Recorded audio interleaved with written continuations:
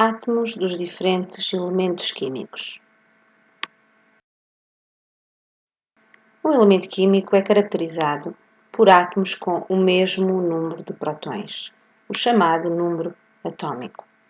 O número atômico representa-se aqui nesta imagem por um Z, e o número atômico de um elemento é o número de prótons que existem no seu núcleo ou dos íons desse elemento. Sendo um átomo eletricamente neutro, o seu número de eletrões terá de ser exatamente igual ao seu número de prótons. Uma forma de sabermos o número de prótons e de nêutrons no núcleo de um átomo ou de um íon é através do seu número de massa. O número de massa está aqui representado pela letra A. E o número de massa é o número total de prótons e de nêutrons que existem no núcleo de um átomo ou de um íon. Portanto, o A será o número de massa, o Z o número de prótons e o N o número de nêutrons.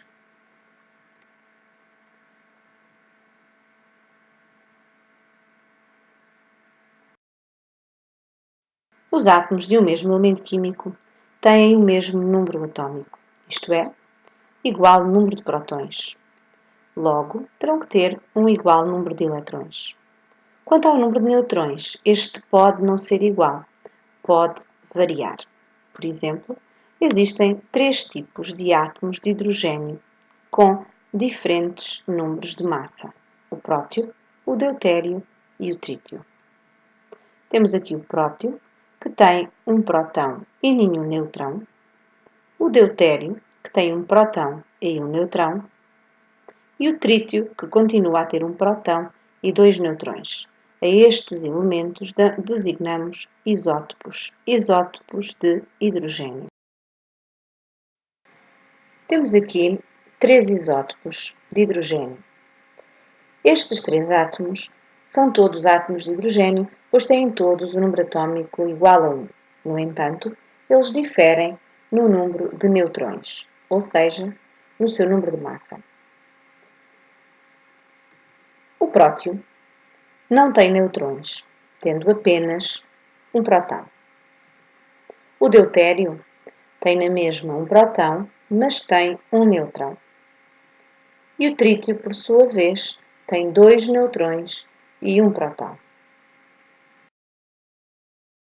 O que se passa com o hidrogênio passa-se também com a maioria dos elementos químicos. Isótopos são então átomos do mesmo elemento químico, logo têm o mesmo número atômico, mas um diferente número de massa. Os isótopos costumam ser designados pelo nome do elemento químico, seguido do respectivo número de massa. Por exemplo, temos aqui o carbono 12, o carbono 13 e o carbono 14, em que o 12, 13 e 14 se refere ao seu número de massa. Podemos agora observar isótopos de carbono. Temos aqui o carbono 12, o carbono 13 e o carbono 14. Como é possível verificar, estes 3 têm exatamente o mesmo número atômico, 6, ou seja, têm o mesmo número de prótons, 6 prótons. No entanto, o carbono 12, 13 e 14 diferem no seu número de massa. Uma vez que o número atômico é o mesmo, o número de prótons é o mesmo. Então, para que o número de massa seja diferente, é porque o que difere nestes 3 é o número de neutrões. Assim sendo, é possível calcular o número de neutrões de cada um. Para o carbono 12 temos 6, para o carbono 13 temos 7 e para o carbono 14 temos 8 neutrões. Agora temos aqui o exemplo de isótopos de oxigênio. Temos o oxigênio 16, o 17 e o 18.